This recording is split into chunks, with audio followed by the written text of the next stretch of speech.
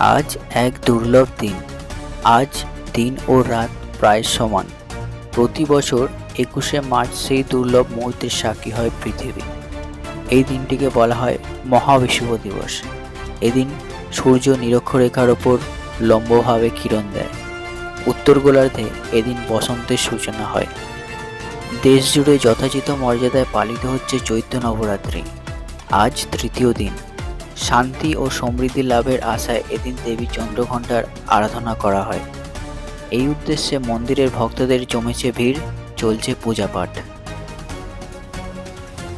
উত্তরপ্রদেশের ৩ দিনের ভক্তিময় যাত্রায় বিভিন্ন মন্দির দর্শন ও পূজা অর্চনা করেন রাষ্ট্রপতি দ্রৌপদী মুর্মু।